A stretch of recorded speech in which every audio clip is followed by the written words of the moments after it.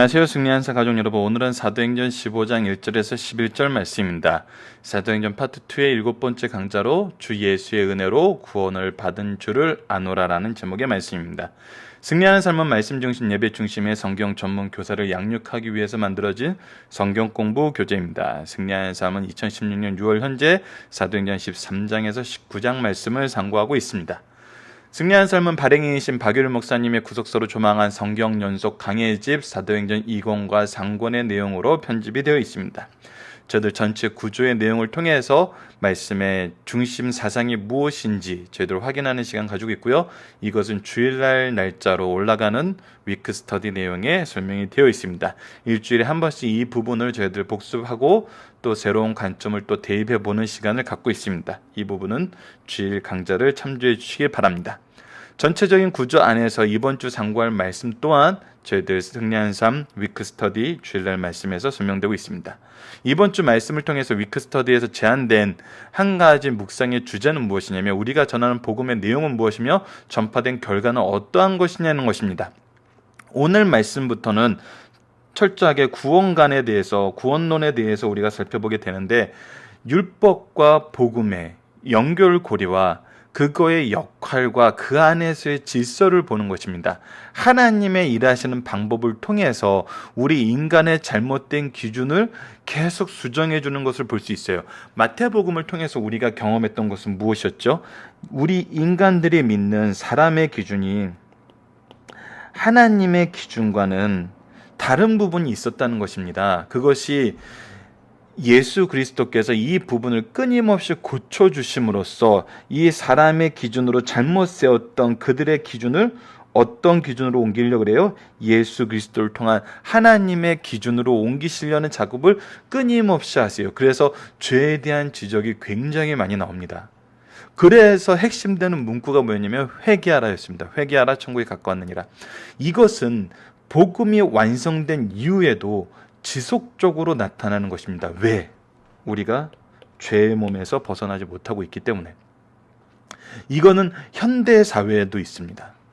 그렇다면 우리가 지금 여기에서 다시 한번 확인해야 될 것은 무엇이냐면 하나님의 기준이 무엇인가입니다. 복음의 내용을 통해서 우리는 하나님의 기준을 봐야 돼요. 그리고 전파된 결과를 통해서 무엇을 볼 수 있냐면 하나님께서 역사하시는 방법 혹은 하나님이 증명하시는 방법. 그래서 하나님은 이 일을 어떻게 증명하셨고 사도들은 이 증명한 내용에 대해서 어떻게 얘기하고 있느냐는 겁니다. 그래서 우리가 지금 현재 이 안에서 해야 되는 내용은 무엇이냐면 우리의 신앙생활의 모습에 나타난 복음적이지 않은 부분, 그리고 우리가 스스로 잘못 세우는 기준들, 이러한 기준으로 우리가 가장 중요하게 생각하고 가장 주의해야 되는 부분은 뭐냐면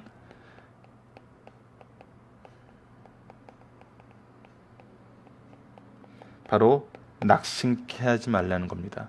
연약한 성도들을 낙심케 하여서 떠나가지 않게 하는 겁니다. 그 영혼을 무너지지 않게 하는 거예요. 여러분들 이 부분에 대해서 미리 결론적으로 한 가지 부탁드리고 싶은 것이 뭐냐면 우리가 가정 예배를 굉장히 중요시 생각을 합니다. 가정 예배를 통해서 복음이 계승되는 것은 굉장히 성경적이고 전통적인 방법이에요. 그런데 이 가정 예배가 자녀들을 훈육하는 수단으로 쓰여서 하나님 말씀에 대한 복음의 의미보다는 이 율법적인 제도적인 제한점을 끊임없이 제시하면서 그들을 상처받게 하고 그들을 낙심하게 하는 경우가 많다는 것입니다.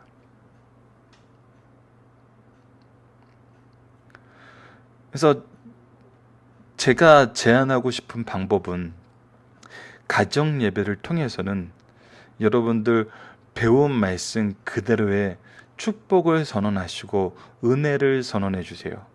축복을 선언한다는 것은 하나님께서 주시기로 하신 그 복을 선언하는 것이고, 구원의 복을 중심으로 한 모든 복을 선언한 것이고, 은혜라는 것은 그 죄에서 구원하시는 하나님의 대속의 구원의 은혜를 얘기하라는 것입니다. 우리가 분명하게 잘못된 부분에 대해서 지적을 하고 그로부터 돌이키도록 하기 위해서 회개를 선언할 수는 있어요. 하지만 회개를 선언하는 것과 내가 그들을 정죄하는 것은 분명히 차이가 있습니다. 정죄하는 것은 질서를 통해서 그 말씀을 바로 해석하는 가운데서 해야 돼요. 오늘 말씀을 보면은 이방 교회를 정죄하는 것과 같은 시험에 빠지게 하는데, 그 기준이 무엇이었냐는 겁니다. 그들이 얘기를 하면서도 보지 못했던 것은 무엇이고 그들이 원했던 것은 무엇이냐는 겁니다. 보지 못했던 것은 하나님의 역사심이었고 하나님의 계획이었고, 그들이 원했던 것은 내가 생각하는 기준이었던 거예요. 그래서 저는 되도록이면 누군가를 어떤 기준에 의해서 정죄해야 될 일이 있다면은 그것은 부모님이 하기보다는 말씀의 훈련을 받은 교육자를 통해서 이루어지는 게 낫지 않을까. 물론 목회적인 입장에서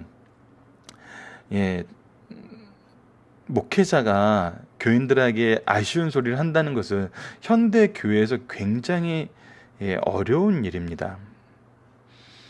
그래서 이 부분에 대해서 좀 타협적인 방법을 찾는다면, 믿음의 부모님이 영적인 부분에 대해서 정말 큰 시련과 도전이 자녀들에게 느껴질 때 그것을 감정적으로 대하는 것은 옳지 않고요.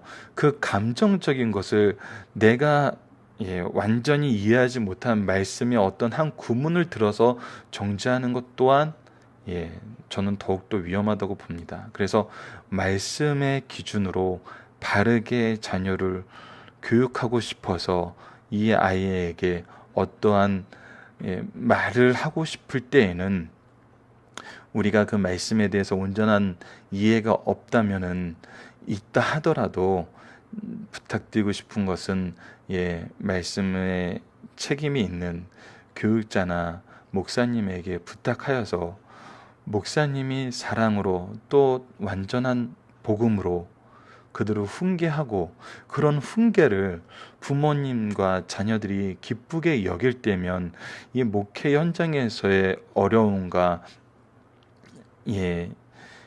큰 시련에서 벗어나면서도 자녀들과 그 가정에 복음을 제시하는 좋은 방법 같아요. 그래서 믿음의 부모님의 역할이 그래서 굉장히 중요합니다. 우리 자녀가 교육자들을 통해서 목회자를 통해서 어떠한 부분에 대해서 권면을 받아야 될 일이 있을 때 그 권면을 기쁘게 받고 함께 받으면서 함께 말씀 중심의 생활로 나아갈 수 있는 그런 부모들이 많이 있을 때 그 자녀들도 복음적으로 더욱더 잘 교회와 가정에서 함께 양육되는 것 같아요. 그래서 이 부분은 결론적으로 적용하기 위해서 한번 다루고 싶었던 내용이긴 하지만, 미리 이 내용을 얘기함으로써 우리가 교회 내에서 이루어지는 그 교리적인 문제, 그리고 각자의 기준에 대한 문제를 다시 한번 바르게 보는 관점을 질서를 통해서 해결되는 방법을 우리가 함께 보도록 하겠습니다. 자, 본문 말씀을 보도록 하겠습니다. 사도행전 15장 1절로 11절입니다. 어떤 사람이 유대로부터 내려와서 형제들을 가르치되, 자, 어떤 사람이 유대로부터 내려왔다는 것은 예루살렘 교회 그쪽에서 왔다는 거예요. 원 사도들이 세운 예루살렘 지역의 교회에서부터 형제들에게 가르치되, 그들이 사도들의 가르침을 받고 왔다고 얘기하면서 원래 그 교회에서 가르침을 받았다고 얘기하면서 왔겠죠. 그런데 그때 무엇을 얘기하냐면, 너희가 모세법대로 무엇을 받지 않으면 할례를 받지 않아요. 그들이 할례를 받아야 되는 근거는 뭐예요? 모세법이었던 거예요. 능히 구원을 받지 못하래요. 그것이 무슨 기준이 되냐면 구원의 기준이 된다고 얘기를 하고 있는 거예요. 자, 우리가 이미 복음에 대해서 충분히 교육을 받은 상태이기 때문에 구원의 은혜에 대해서 알기 때문에 이것이 말이 안 된다는 걸 알아요. 하지만 이 당시의 상황을 보세요. 복음은 유대인들을 통해서 왔어요. 이스라엘을 통해서 하나님께서 역사하셨고 이스라엘 민족을 선택하셔서 그 안에서 예수님이 태어나셨어요. 그리고 예수님도 할례를 받으셨어요. 예, 분명한 사실이에요, 이거든. 그러니까 그리고 원 사도들도 다 받았을 거예요. 왜? 유대의 전통에 따라서 그들이 태어났기 때문에.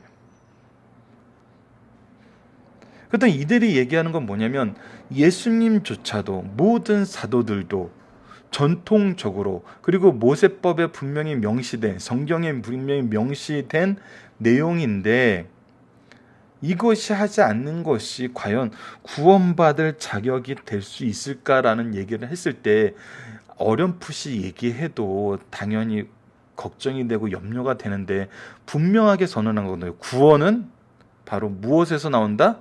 모세법에 이른 그 행함에 의해서 나온다라고 얘기를 하는 거예요. 이것은 굉장히 파급력과 큽니다. 특히 한국 사람들은 이런 부분 굉장히 한국 사람들 되게 좋아하는 얘기 중에 하나가 그거래요. 대세를 따라야 된다는 거거든요. 그러니까 모든 사람이 이것을 해왔고 우리를 가르치는 모든 선생들이 이 법 아래 있다는 거예요. 심지어 우리가 전하는 예수님도 이 법 아래 있었다는 거예요. 그런데 이 법 아래 있지 않으면서 구원을 받을 수 있다고 생각하는 이방인들의 생각이 뭔가 부족해 보이고 온전하지 않은 것처럼 보이는 거죠. 그래서 구원을 받지 못한다고 아예 단정적으로 선언을 해버려요. 구원에 대한 평가를 뭘로 둔 거예요? 모세법에 두고 할례에 두고 내 생각에 둔 거예요. 이것이 굉장히 일반적으로 많이 나타나는 모습입니다. 처음에는 우리가 성경적인 기준을 둬요. 그리고 그것을 좀 더 세분화해서 어떤 한 부분에 포커스를 맞춰요.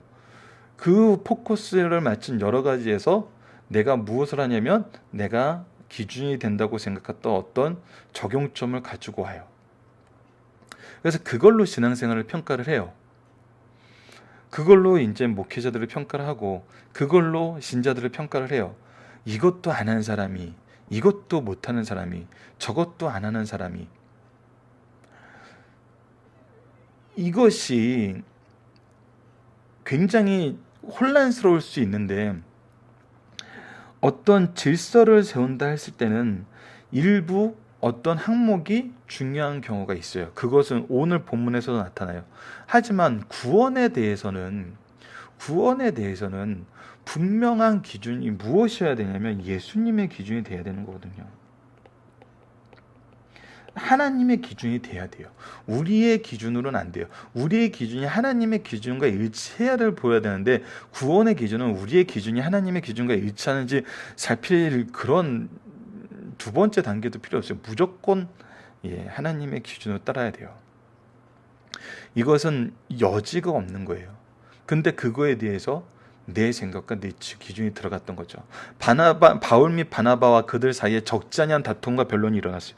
바울과 바나바는 이것이 아닌지 알아요. 여러분, 바울이 누굽니까? 최고의 율법 학자예요. 율법에 의해서 다른 사람들은 각자 자기의 논리와 자기의 어떤 그 이익을 위해서 자기들의 조직을 보호하고 자기들의 기존의 이익을 보호하기 위해서 예수님을 핍박했지만 우리가 사도행전 전반부에서 살펴봤다시피 바울은 율법적인 해석으로 예수가 의인일 수 없다는 결론을 내렸어요. 왜? 예수가 행하는 일과 왜냐하면 바울이 이 역사의 전면에 나타나는 것은 분명히 예수님이 죽으신 이후예요. 그러나 바울이 예수님이 계셨던 때도 예루살렘에 있던 것을 보고 있거든요. 여전히 그곳에서 공부를 하고 있었고 가말리엘 문화에서 그 학문을 배우고 있었다고 보고 있는 거예요. 그렇다면 예수님의 행적이 드러났을 때 반대한 것이 아니라 죽은 이후에 반대하게 된 것은 누구든지 나무에 달려 죽은 자는 하나님께 저주를 받은 것이라는 신명기 말씀의 근거로 하나님 말씀에 비추어 판단해보니 이 사람이 십자가에 달려 죽었다는 것은 이 사람이 하나님의 심판을 받았다는 증거가 돼버린 거거든요. 그래서 사도 바울이 예수 그리스도를 핍박했던 것은 자신의 이득이나 자신들의 어떤 집단적인 그런 사고방식에서 나온 것이 아니라 율법의 기준을 했던 거예요. 그래서 바울은 보면은 철저한 율법학자였어요.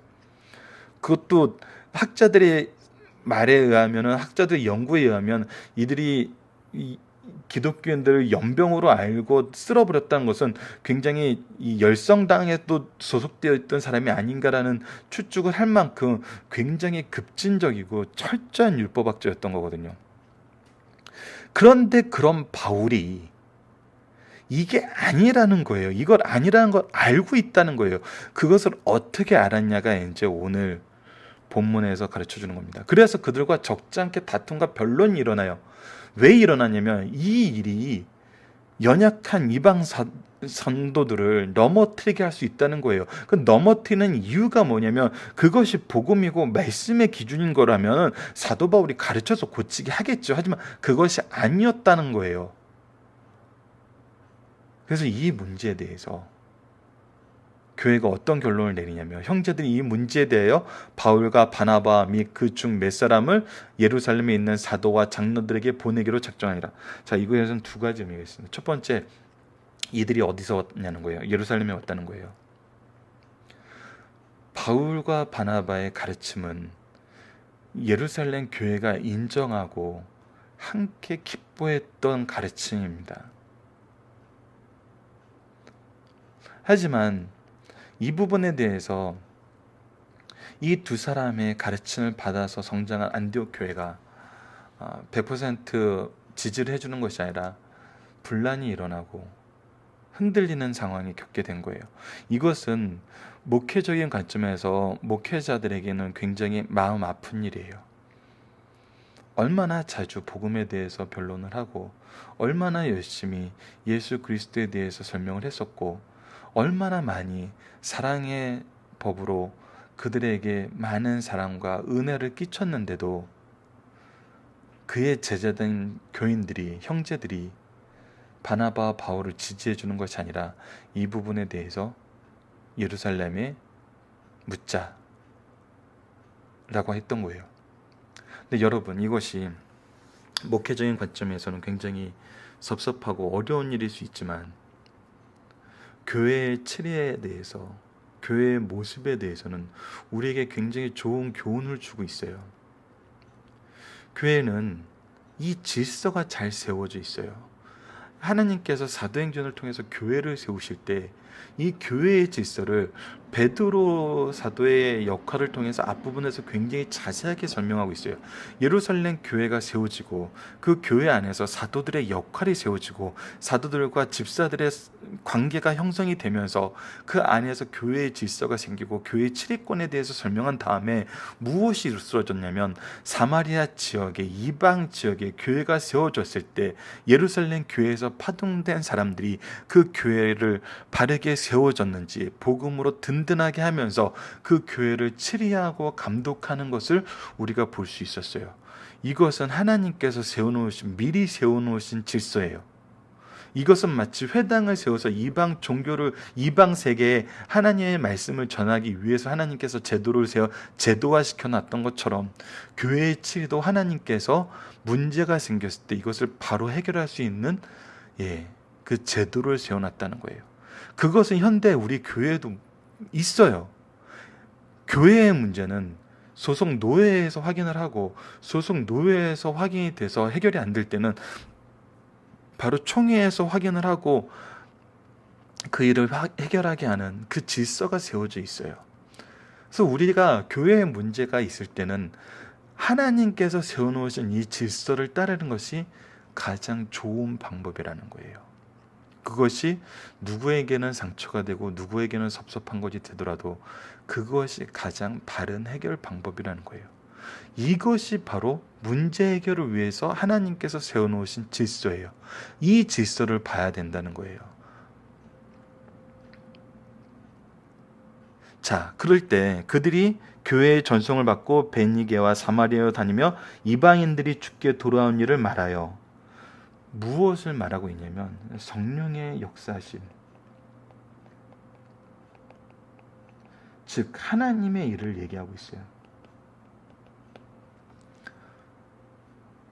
이 얘기를 했을 때 형제들은 다 크게 기뻐해요. 왜? 하나님 말씀이 이루어지고 그들이 사장에서 기도했던 그 기도의 내용이 이루어지고 있거든요. 예수 그리스도를 전하게 하는데 하나님께서 우리에게 필요한 모든 은사를 허락해 주시고, 이 복음의 전파가 우리 삶의 기준, 우리 인생의 기준, 하나님의 역사의 기준임으로써 하나님이 일하시고 있는 증거가 됨을 우리가 보고 기뻐하게 되는 거거든요. 자, 계속 봅시다. 예루살렘 이르러 교회와 사도와 장로들이 영접을 받고 하나님이 자기들과 함께 계시 행하신 모든 일을 말하며, 누구의 일을 얘기하는 거예요? 다시 한번 얘기지만 하나님의 일을 얘기하고 있어요. 하나님께서 행하신 일을 얘기하고 있어요. 그런데 이때 예루살렘 교회 안에서도 분명한 논란이 일어납니다. 바리새파 중에 어떤 믿는 사람이 일어나 말하되 이방인에게 할례를 행하고 모세의 율법을 지키라 명하는 것이 마땅하다 아니라. 자, 약간 뉘앙스의 차이는 있어요. 위에서는 분명히 구원을 받지 못하리라고 해서 선언했었어요. 근데 여기서는 그건 해야 되는 거 아니야. 구원의 문제는 아니더라도 교회를 다닌다는 사람들이라면 이건 해야 되는 거 아니야. 자, 근데 이것이 어떤 기준이라는 거예요. 이것을 또 역으로 너무 과하게 해석해서 주일날 예배 드리지 않아도 구원받는 거 아니야? 구원은 예수 그리스도의 믿음 안에서 이루어지는 게 맞아요. 근데 그것이 하나님의 백성된 사람들로서 하나님께서 만드신 본원적인 질서까지도 무너뜨리는 거 아니에요. 구원은 믿음에서 나지만 우리의 신앙의 생활은 질서 안에서 이루어진다는 거예요. 하나님은 항상 이것을 같이 얘기하시고 우리로 하여금 그것을 바르게 따를 것을 얘기를 하시고, 이것을 따를 수 있는 힘을 성령님을 통해서 주시고 여건을 형성시켜 놨어요. 그래서 우리가 하나님의 주권을 인정하고 의지하는 삶 속에서 이 구원의 은혜와 하나님의 역사하심과 우리의 승리가 보장됨을 확인할 수 있거든요. 왜 우리가 하나님의 자녀로서 왕궁에 들어와서 살라 그러는데 여전히 죄악의 노예로서 계속 살고 있겠어요? 이건 죄악의 노예로 살고 있으면서도 나는 하나님 자녀야, 나는 구원 받았어, 이거는 하나님의 기준이 아니에요. 우리 인간의 기준이, 인간들이 또 만들어낸 새로운 기준인 거예요. 그래서 우리가 질서와 구원의 도리는 말씀 안에서 항상 우리들에게 바른 길을 제시해주고 있고, 그 안에서 은혜가 무엇인지 깨닫게 하는 방향으로 나아가게 해요. 자, 이 부분은 우리가 계속 사도행전을 통해서 이번 주에, 이번 주는 이제 다음 주 내일까지의 말씀을 통해서 어느 정도 확인이 되는 부분이 있으니까 계속 보도록 하겠습니다. 사도와 장로들이 이 일을 의논하러 모여. 교회 안에서도, 예루살렘 교회 안에서 이 일이 있으니까 의논하러 모였어요. 많은 변론이 있으네. 여러 가지 이야기가 있어요. 성경에 대해서도 얘기를 했겠고, 예수 그리스도의 역사하심에 대해서도 얘기를 했겠고, 그 다음에 교회에 나타난 여러 가지 일에 대해서도 변론이 있었겠죠. 근데 이때 이제 많은 변론이 있은 후에 충분한 논의가 있었어요. 이때 이제 베드로가 일어나서 얘기해요. 베드로가 어떤 기준으로 얘기하는지 반드시 봅시다. 베드로가 일어나 말하는데, 형제들아 너희도 알거니와 하나님이 이방인들로 내 입에서 복음의 말씀을 들어 믿게 하시려고, 어떻게 하려고? 하나님께서 계획하심이 있어서 베드로를 먼저 선택하시고 복음의 말씀을 들어 믿게 하시려고 고넬료의 가정에 보내셨잖아요. 오래전부터 너희 가운데서 나를 택하신 것을 너희들이 알고 있지 않느냐. 그리고 나를 미리 선택하셔서 보냈던 하나님의 계획을 하나님께서 어떻게 이루셨냐면, 또 마음을 아시는 하나님이 우리에게 구원의 은총과 성령의 부어주심을 보였던 그 모습 그대로 그들에게도 성령을 주어 증언하셨다는 거예요. 누가 이들에게 구원이 있음을 증언하셨어요? 성령께서 오셔서 하나님의 증언이 있었다는 거예요. 성령의 증언, 하나님이 증언이 있었다는 겁니다.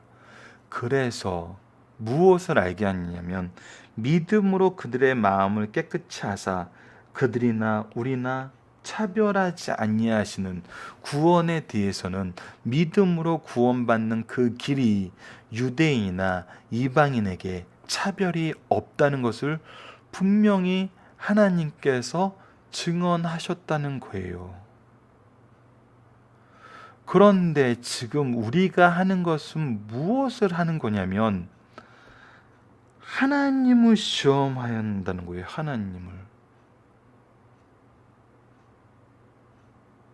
우리 조상과 우리도 능히 매지 못하던 멍에를, 우리도 율법으로 완전해질 수 없었고 율법의 멍에에서 자유로울 수 없어서 하나님께서는 우리 조상과 우리를 이 멍에에서, 죄의 멍에에서, 스스로 구원 길의 멍에에서 풀어주시기 위해서 예수님을 보내셨는데, 왜 너희들이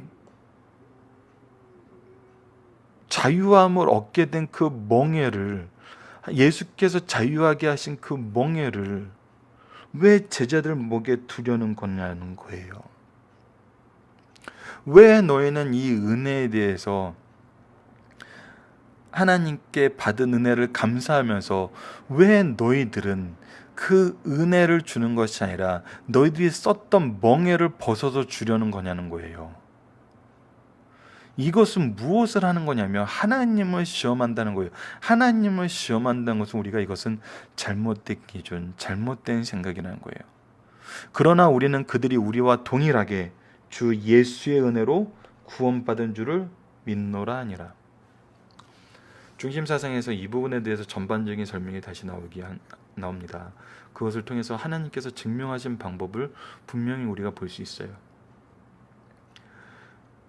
하나님이 예수 그리스도를, 이것은 마치 좀 더 조금 다르게 설명을 한다 그러면은, 우리가 결혼식을 준비할 때 얼마나 많은 것을 준비해요. 저도 결혼을 하면서 참 많은 것을 준비했어요. 그것은 그 사람이 왔을 때 함께 기뻐하며 함께 감사하며 함께 그 축제를 경험하기 위해서 준비를 하는 거예요. 근데 참 명절에 대해서도 이런 말씀 드리면 또 동의 못 하시는 분들도 있겠지만, 명절이 한국 사람들, 외국인들이 나와서 토론하는 프로그램이 하나 있는데 외국인들이 그 얘기를 하더라고요. 우리 해외에서는 추수감사절, 어떤 가족들이 모이는 그런 명절이 너무나 행복한 날이라는 거예요. 근데 한국 사람들은 그 명절을 행복하게 생각한 사람들을 한 번도 못 봤대요.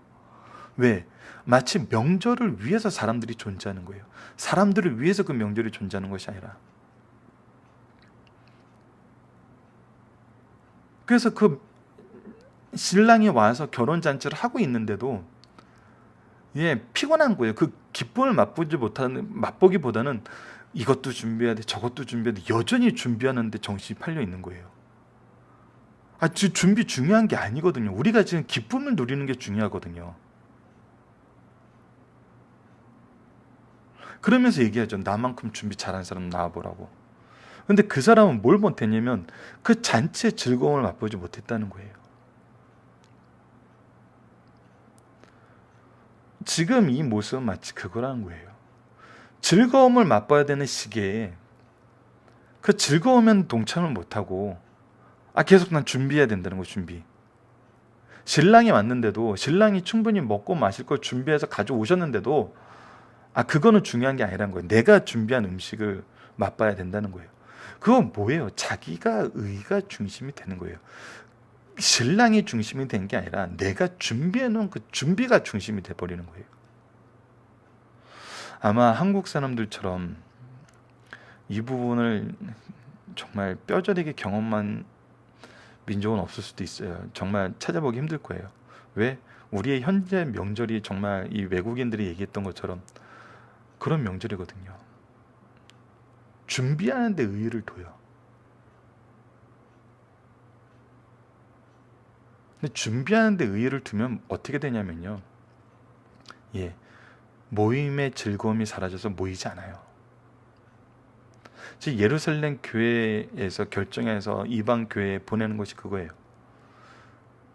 예수 그리스도의 은혜가 지금 충만하게 넘쳐 있는데 넌 뭐 준비해 왔어? 예수님은 나랑 같이 있는 것이 예수님 이 잔치의 중심이라고 얘기했는데 자꾸 뭐 준비해 왔어를 얘기하는 거예요. 준비 못한 사람들 어떻게 해요? 예수님하고 못 즐기는 거예요. 떠나게 되는 거예요. 낙심하게 되는 거예요. 예수 그리스도를 모르게 되는 거고 예수 그리스도를 만나지 못하게 되는 거예요. 우리가 예수 그리스도를 만나는데 차단막을 내리게 된 거죠. 이러한 부분을 우리가 주의해야 된다는 것입니다. 자, 본문 묵상에는 오늘은 설명이 충분히 됐기 때문에 여러분들께서 각자 한번 살펴봤으면 좋겠고요. 중심 사상을 하나씩 읽으면서 특히 이 15장 전체 구조를 통해서 이 부분이 어떻게 설명되는지를 우리가 보도록 하겠습니다. 사도행전 15장은 구속사의 중요한 국면을 보여주고 있습니다. 바울과 바나바는 제1차 선교여행을 통해서 하나님께서 그들과 함께 하신 것과 이방인에게 구원의 문을 여신 것을 파송교회인 안디옥 교회에 보고하였어요. 그리고 두 사도가 잠시 동안 안디옥 교회에서 평안하게 교제를 나누고 있을 때 유대로부터 청지들이 와서 이방인들의 구원을 얻으려면 율법의 모든 규례를 지켜야 한다고 가르쳤어요. 이로 인하여 초대교회 지도자들은 이방인의 구원 문제를 놓고 회의 총회를 소집하여 구원의 교리를 바로 세우게 된 내용이 바로 15장입니다. 그래서 15장은 여러 가지 면에서 중요합니다. 교회 7위기관으로서 총회가 있게 되었고 교리 문제로 사탄이 교회 안에서 편당을 만들려 했으나 교회는 둘이 아니라 하나라는 사실을 보여주고 있어요. 15장의 구조를 보면은 이방인의 구약의 할례의 제의법 아래 두어야 한다는 주장에 대해서 예루살렘 총회가 소집된 내용이 1절에서 5절까지 있고 총대들의 변론을 베드로가 이방인도 은혜로 구원의 도를 성령께서 증거하신다고 변증해 성령의 역사시 하나님의 일을 나타내요. 그리고 나서 무엇을 보냐면 바나바와 바울이 이방 선교에서 나타난 역사를 통해서 은혜로 구원 얻는 도리를 설명해요. 하나님의 일하심에 대해서 증거하고 그 일하심의 역사가 계속돼서 증명되고 있다는 것을 바나바와 바울이 이방 선교를 통해서 나타난 그 역사하신 하나님의 일하심을 통해서 다시 한번 증명을 하고 있는 거예요. 그리고 나서 뭐라냐면 야고보 사도가 이방인의 구원은 선지자의 예언임을 입증하면서 해결 방법을 제시해요. 자, 이것이 무엇이냐면 굉장히 중요한 것인데 교회에서 문제를 해결하는 세 가지 방식에 대해서 박윤일 목사님의 강해짐 내용을 소개하도록 하겠습니다. 먼저 베드로 사도의 성령 체험이 7절에서 11절에 기록됩니다. 성령의 체험이 분명히 있었다. 하나님의 역사하심이 우리가 지금까지 경험해 못한 하나님의 새로운 역사하심이 이렇게 있었다는 거예요. 그리고 나서 바울과 바나바의 전도 체험에서 얻은 성령의 하나님의 섭리가 있었다는 체험과 섭리가 있었어요. 분명히 하나님의 역사하심이에요. 이 두 가지가. 그것에 대해서 야고보의 목회 경험에 선 선지서의 해석, 이것이 성경과 일치하느냐를 본다는 거예요. 이것은 굉장히 중요합니다. 이것이 하나님 외에는 할 수 없는 일이 일어났음을 우리가 분명히 확인하고 있고 이 확인된 내용이 성경의 내용과 일치하는지 우리가 본다는 거예요. 이것이 교회의 새로운 부분에 대한 문제가 나타났을 때 해결하는 방식이에요. 이것은 2000년 교회사에서 끊임없이 이 방법이 우리에게 적용되어서 이단들을 구분하는 데 사용되었어요. 굉장히 중요한 겁니다. 이 세 가지가 전부 있어야 돼요. 체험이 있어야 되고 섭리하심이 있어야 되고 그것이 성경과 일치하는지 우리가 확인을 해야 돼요. 그래서 결의안이 채택되고 바울과 바나바는 안디옥 교회 귀인과 총회 보고를 하게 됩니다. 자, 시간이 많이 지났기 때문에 짧게 보도록 하겠습니다. 구약의 모든 의식법은 시의 목적은 그리스도의 구속 사실을 가르친다는 거예요. 뭐냐면 아까 얘기했던 대로 잔치를 준비하기 위한, 예수님을 바로 알기 위한, 예수님을 바라보게 하기 위한 율법이었어요. 예수님이 오셨으면 이것은 모두 완성이 되었어요. 그 안에 질서만 있어요. 이 질서라는 것은 모든 것은 하나님이 계획하시고 이루시고 그 결과마저도 하나님의 질서 안에서 이루어지고 하나님의 방법 안에서 이루어진다는 거예요. 그것이 질서예요. 내가 원하는 것을 하는 게 질서가 아니에요. 내가 원하는 것을 취약해서 나의 율례로 지키는 것을 다른 사람에게 보여주는 것이 질서가 아니에요. 철저하게 하나님의 말씀에 근거해서, 하나님의 방법에 근거해서 하나님의 방법을 따르는 것이 질서예요. 그것을 보지 못하고 내가 세운 질서를 세우다 보니까 예수님의 구속까지도, 은혜까지도, 복음까지도 잘못 해석하게 되는 거거든요. 두 번째입니다. 언제 어디서나 교회에서 문제를 일으키는 사람들은 대부분 초보 단계의 진리, 구약의 율법 사상에 머물러 있으면서도 설득력 있는 언변으로 자기 주장을 강하게 피력하는 사람이에요. 이 사람들이 되게 좋아하는 게 대세예요. 예수님도 했고 사도들도 했고 우리들도 했고 근데 너희들만 안 했네?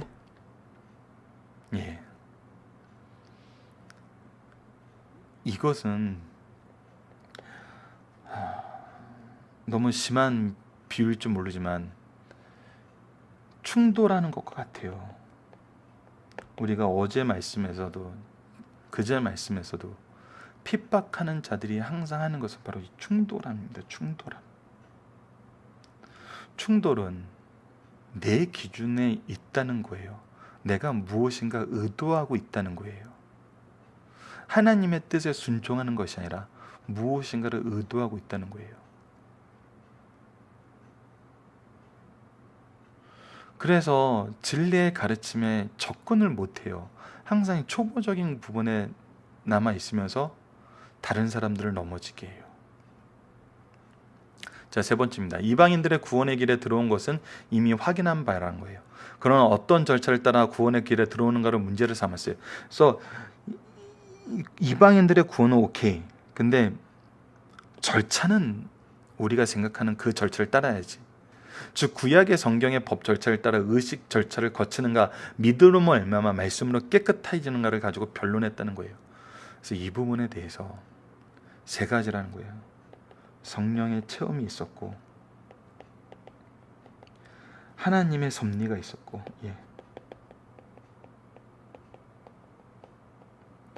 성경의 증거가 있다는 거예요. 항상 이 세 가지는 우리가 함께 묶어서 생각해야 됩니다. 성령의 체험만 가지고 강하게 얘기하시면 안 돼요. 하나님의 섭리하심만 얘기하는 것도 완전하진 않아요. 이것을 우리가 바로 믿을 수가 없어요. 때로는 사탄이 하나님의 섭리인 것처럼 자기 기준과 자기 생각을 가지고 자기 능력을 마치 하나님의 섭리인 것처럼 꾸미는 사람들이 있어요. 이단들이 그런 경우가 많아요. 그래서 항상 이 세 가지, 성경의 증거, 하나님의 섭리, 성령의 체험, 이 세 가지를 우리가 항상 같이 볼 수 있어야 됩니다. 이제 진리는 토론할 수 있으나 다수결의 원칙에 따르기보다는, 그래서 토론을 하지만 다수결의 원칙에 따르는 것이 아니에요. 말씀 진리에 따라 결정해야 돼요. 예루살렘 교회 총회는 진리 말씀에 근거하여 이제 종족의 차별 없이 예수님의 십자가의 대속의 공로로 구원 얻는다는 사실을 가르쳐주면서 동시에 진리는 인간들의 다수결에 의해서 결정될 수 없다는 사실을 가르쳐줘요. 절대 다수결이 아닙니다. 살펴보기 정답은 여러분들 카페를 통해서 확인해 주시고요. 율법의 기능과 의미, 그리고 구원과의 관계에 대해서 정리해 봅시다. 이 부분은 우리가 항상 잘 결정을 해야 돼요. 율법의 기능은 우리가 죄인임을 발견하게 돼요. 죄인임을 발견하면서 무엇을 얻게 되냐면 구속사를 이루시는 하나님의 질서를 발견하게 돼요. 이것이 바로 하나님의 의예요. 그래서 우리가 하나님의 의에 무릎을 꿇는 회개의 역사가 있어야 되는 거거든요. 이것 또한 하나님께서 우리에게 주시는 거예요. 근데 계속 버리지 못하는 건 뭐냐면 죄인일세 가졌던 나의 의예요. 나의 의. 율법을 죄인임을 발견하기 위해서 주었는데 율법을 나의 의를 세우는 걸로 썼어요. 이 차이를 우리가 분명히 알아야 돼요. 그랬을 때 율법의 기능을 온전히 이해를 하는데 여전히 율법의 기능을 뭘로 보는 거예요? 나의 의를 세우는 기준으로 보는 거예요. 이것은 구원을 오히려 방해를 해요. 우리는 하나님의 질서를 배우고 하나님의 의 안에서 회개와 구원의 은총을 얻게 되는 것입니다.